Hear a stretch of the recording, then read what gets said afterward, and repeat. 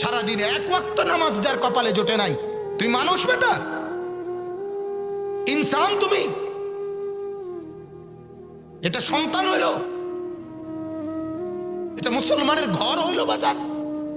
আল্লাহর কসম, ওই ঘরওয়ালারা চিৎকার করে কাঁদা উচিত। ওই মায়ের ঘুম হারাম হয়ে যাওয়ার কথা উচিত ছিল, যে মা চোখের সামনে দেখতেছে আমার ছেলে এক ওয়াক্ত নামাজ পড়ে না। ওই মা ভাত রান্দা তো পরের কথা, মা পাগল হয়ে কাঁদা দরকার ছিল যে হায় আমার কি হবে, আমি কেন আইলাম দুনিয়ায়, কারে বুকে কারে কলিজার মধ্যে পেটের মধ্যে লালন করি। আর আমাদের হাফেজে কোরআন, হ্যাঁ আমরা বলি শোনো মিয়া, দুনিয়ার মধ্যে যেমন বলে না যে কিমার ফেডারে কোল হইছে, যে মা তারে গর্ভে ধারণ করছে তেও তো ধন্য, কয় কি না?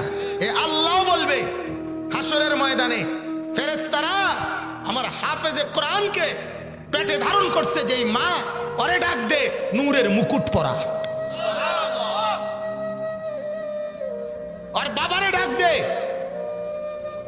পরা নূরের মুকুট, পুরা মাঠ আলোকিত করে দে, দেখায় দে ইজ্জত কারে। ফেরেশতার কাছে ডাক্তার সাহেবের মা বাবা ইয়ে করবে, ফেরেশতা আমি ডাক্তারের বাবা মা। হ্যাঁ, ফেরেশতা বলবে খানা নাই, এদিকে যায় লাইনে থাকেন। ইঞ্জিনিয়ারের মা বাবা এসে করবে, ফেরেশতা ইঞ্জিনিয়ারের মা বাপ, খানা নাই, দান সিরিয়ালে থাকেন। একটু পরে আইসা দুইজন বলবে, এই ফেরেশতা আমি হাফেজে কোরআনের মা বাপ। ফেরেশতা বলবে আপনাকেই তো খুঁজছি। এই ফেরেশতা নাও নূরের মুকুট লাগাও, ভিআইপি সম্মান দিয়ে ওদেরকে পুরো হাসরের মাঠ আলোকিত করে দাও। এই জন্য জিন্দিগির অর্জন চিনা চাই ভাইয়া। আমি আগেই বলছি না, সোজা কথা, আমি একজন হলেও বলতে রাজি, কিন্তু গাফেল কেন? গাফেল কেন? গাফেল আল্লাহর দুশ্মন। তামাশা জিন্দিগি বরবাদ করে দিস।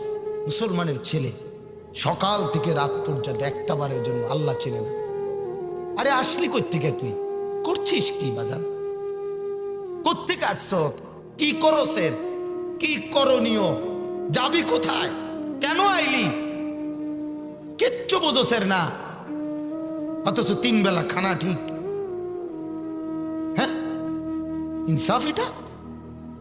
3 বেলা খানা ঠিক আছে, রোদ বৃষ্টি আলো বাতাস, সকাল দুপুর সন্ধ্যা, বাবার কষ্টের টাকা মায়ের মেহনতের রান্না সব ভক্ষণ করছো। প্রতিটা বিদেশ ফেরত, আরে প্রতিটা বিদেশিকে, একটা লোক বিদেশিকে দাঁড় করাই এখানে জিজ্ঞাসা করো মাইক দিয়া যে বাজান তোমার কষ্টের কাহিনী কও, তো সে শিক্ষাটা কাহিনী বাড়িতে বলে না আর কি, কথা বলেন না কেন? শিক্ষাটা কাহিনী যে আমার কষ্ট কারে কয়, তুই যদি বুঝবি। আমি তো দেখছি বিদেশি হজ উমরার সফরের মধ্যে কত প্রবাসী ছেলেরা যে আমগরে জড়াইয়া ধরে কান্দে, ওই যে হজে গেলে উমরায় গেলে তাকে রুমে নিয়ে যায়। কিসের রুম? বিশাল বড় বিল্ডিং এর নিচ তলায় আন্ডারগ্রাউন্ডে, নিচে কদ্দুর জায়গার মধ্যে 12 জন 14 জন এই ছোট্ট রুম একখানের মধ্যে ফ্লোরে হইতে থাকে, নিজের ভাত নিজেরা। জিজ্ঞাসা করবে এটা তোর বাবারে, চাচারে জিজ্ঞাসা করো। আমার একদিন এক যুবক বলতেছে, হুজুর 12 ঘন্টা টানা ডিউটি করার পর মনটা চায় জাগা শুয়ে থাকি। কলজাটায় মানে না যে এই 8টা কেমনে যাবো হোটেলে, এরপর হাইটা হাইটা আবার যাইতে হয়। হ্যাঁ, হারাম শরীফে আপনার যে ডিউটি করে মুসার দে কাজ করে যারা, এরারে একটা মিনিট কিন্তু জিরাইতারে না, জিগাইলে দাঁড়াইলে গারামা, মানে ক্যামেরা আছে ক্যামেরা মারে, গারামা মানে জরিমানা, খামখেয়ালি করলেই কি জরিমানা, গারামা। এত কঠিন ব্যাপার, সেই কষ্টের টাকা এরপরে আইসা দেশে পাঠানো।